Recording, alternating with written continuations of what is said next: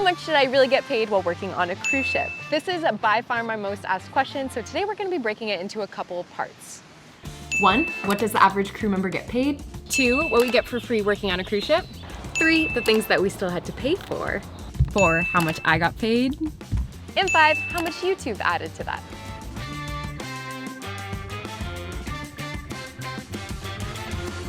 This video is sponsored by ENGWE. Hi, my name is Allie, and I've been working on cruise ships for the past 2 years. But if I'm being completely honest, I just didn't really feel comfortable making a video like this when I was on the ship, which is why we're here now.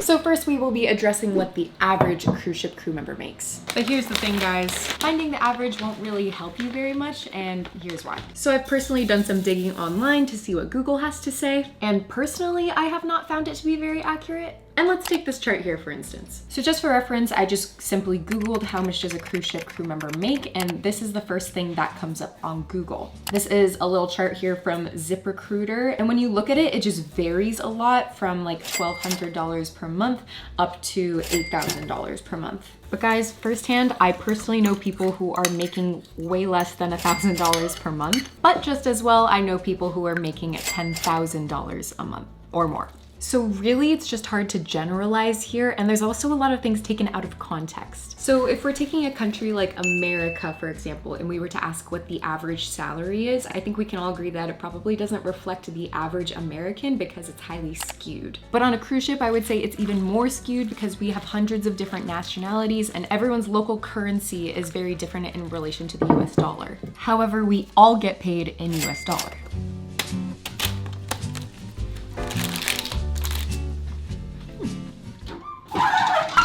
And another thing that this doesn't give context for is tips or commission. So for the most part, anyone who is either selling a product or providing a service works for tips or commissions. Now you may be wondering if that applies to me, and but I'm not in the service industry, so that makes sense. So back to the amount of average salary, that's why this just does not make sense at all, because a lot of the money that these people make is through tips and commission rather than the salary. Sometimes the salary is really low. But like I mentioned earlier, pay being high or low is really just relative to what country someone's from. For example, $800 will get you way more in a place like the Philippines than in the United States. And something I think a lot of people don't realize is that the recruiting companies are in very specific countries for a reason. Like they know that someone from the US isn't going to want to accept like that kind of money. Oh, this is really good. Plus, I'm sure it varies a lot depending on how long you've been with the company. Also, like what company do you work for? I'm sure it's all across the board. So honestly, I don't think it's really possible to give an accurate amount. It would require extensive research, talking to crew members across a bunch of cruise lines, a whole bunch of jobs, and then also taking into account like the variety of tips, which also depends on like where the itinerary is and what the itinerary is, like tip amounts. It's a whole thing. Side note, my creation is complete. This is like a breakfast banoffee cake that I found on Instagram, so I'll leave the link below if you want to try it. So while the pay for an average crew member may be a bit inconclusive, all crew members, regardless of job type or pay, get the same things for free.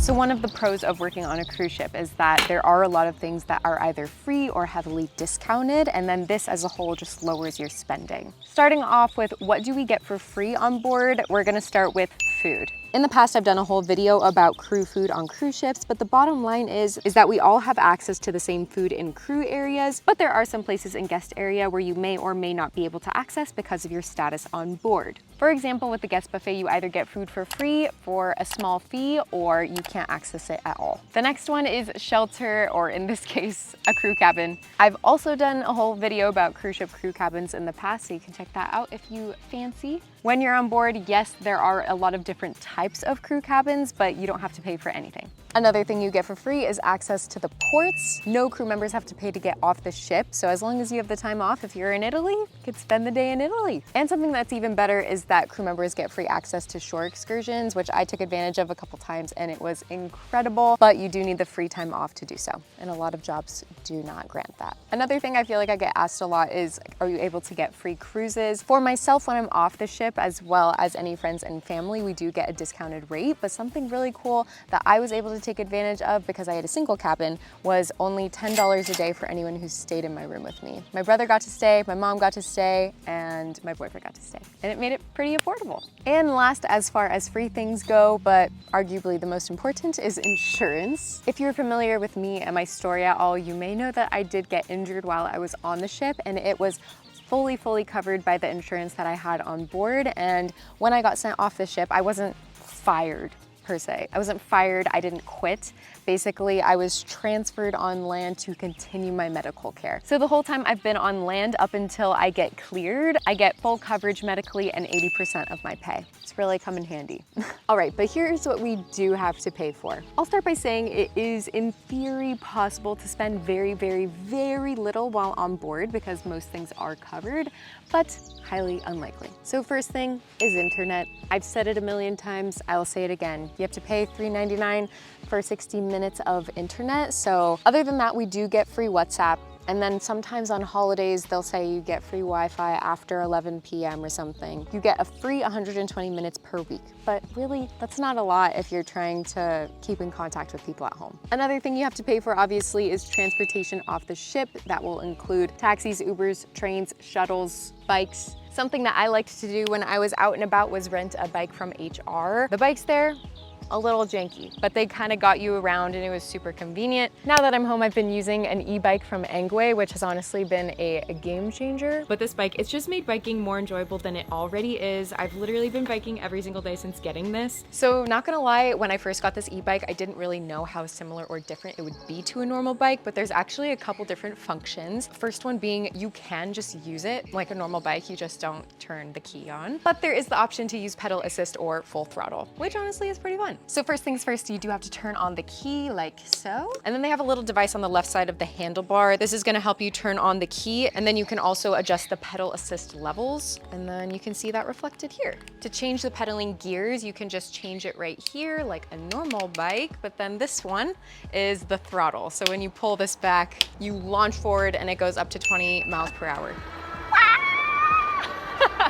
Currently, ENGWE is having a summer sale going on where you can get up to $450 off one of these bad boys, and truly such a steal. This one that I have is called the L20 2.0 in rose pink. This one in particular goes up to 20 miles per hour, but if you go on their website, you'll see that they have tons of different colors and models. Definitely go check it out. Link for the bike is in the description. So of course, in addition to transportation, you also have to pay for things like food off the ship or any souvenirs or activities, etc. And then on top of that, you have to also pay for things like personal hygiene products. For me personally, I found that I was always walking this fine line between trying to save money, but also trying to enjoy myself and live my life. Speaking of money, time to talk about how much I got paid.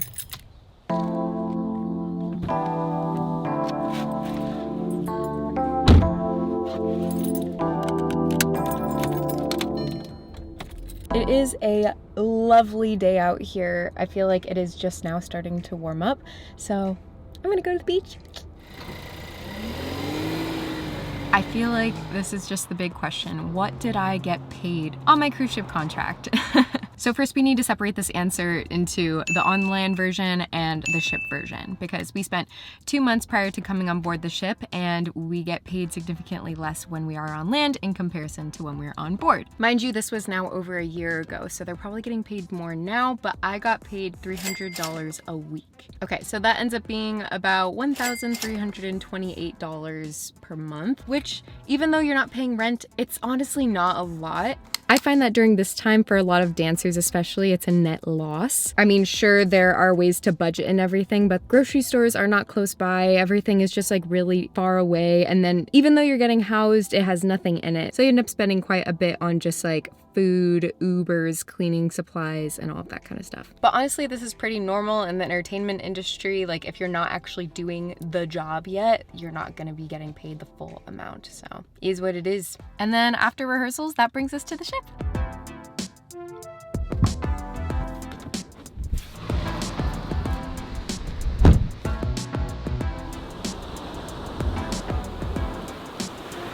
Okay, so when it comes to base pay, this is the only pay that I'm actually guaranteed during the contract. Everything else supplemental salary-wise is extra. Obviously, it does have an impact, but it's not guaranteed whatsoever. So as a dancer vocalist in a Broadway show, they're paying for me to know the shows, maintain the shows, rehearse the shows, and then as well as do things like muster 2.0, spotting and dressing for the ice skaters, and then pretty much any other thing that the cruise director would ask us to do in the realm of entertainment. So this was the role that I was originally hired for and where I'm supposed to put my most focus, and I get paid $3,800 for this role. But mind you, there are a lot of things that contribute to this amount. For example, being a dancer vocalist is different from being a dancer. I got a $1,000 pay jump from my last contract to this one solely because I'm a dancer vocalist instead of a dancer. And on top of that, it's now my second year with the company, which means that there's now room for more negotiation. On your first contract, there's not really much wiggle room because they don't know you. But for your second contract and pretty much there on out, there's a lot of room for negotiation with your salary. So basically starting the day that you sign on the ship, that's when you start getting that salary pay, as well as the supplemental salary, which we're gonna break down into 3 different categories. And those categories are fly pay, understudy pay, company manager, dance captain pay. So fly pay is very niche to my ship and our shows because we're flying. And basically what happens is once you get cast in a role, you're getting paid monthly to be that role in that show, as well as understudies. There are so many potential flying roles in our show, so if you're getting cast as some stuff, understudy for other things, it just adds up really quickly. So my fly pay changed about every single month because we had people coming and going quite a bit, but throughout the duration of the contract, I was getting paid around $450 every single month because of just being in an aerial show. So that was fly pay, but understudy pay is kind of the same premise, except it's solely for Saturday Night Fever. So the understudy pay is another opportunity to make a lot of extra money, but again, it's something totally out of your control and only if you get cast as an understudy. And just full transparency, I did not start off with any understudies, and that was fine with me. I didn't expect to get an understudy, but just for maintaining one, you get about $180 per understudy. So by the end of my contract, I ended up being an understudy for 2 roles, which ends up being a total of $360 extra per month just for having the knowledge of the character. And then you also get an extra $100 for every single show that you go on. And I went on quite a bit. Of course, that amount in particular varies from month to month, but towards the end of the contract, I was going on a lot. And in December, for example, I got an extra $1,000 for going in for my understudy role. That was crazy. So we've already had fly pay, understudy pay, and finally we have dance captain, company manager pay. So just to be clear, company manager and dance captain are 2 separate roles. Dance captain is more the artistic integrity side, making sure the show looks nice, taking notes, all that kind of stuff. And then company manager is the person who does pretty much everything else. There's scheduling, emails, running around. If there's any problem, people come to you. If there's problems from above, they also come to you. It's a lot of liaising and a lot of reports. I'm also in charge of all of the supplemental pay, so whenever it changes, it can get really confusing. On my last contract, there were like only 5 supplemental roles. Meanwhile, on this contract, there's like 60. So it was a big change. So for all of the extra added responsibility, I got paid $1,200 per month. In hindsight, looking back at it, was it worth it? Personally, I don't think so. I think it was an incredible experience. Would I do it again? No. So in total from the cruise ship, how much was I making? Like I mentioned before, it changed every single month. The only things that were consistent was the company manager, dance captain pay, and the supplemental salary. That stayed the same the whole time I was there. But if we're gonna give an approximation, I made about $6,500 a month.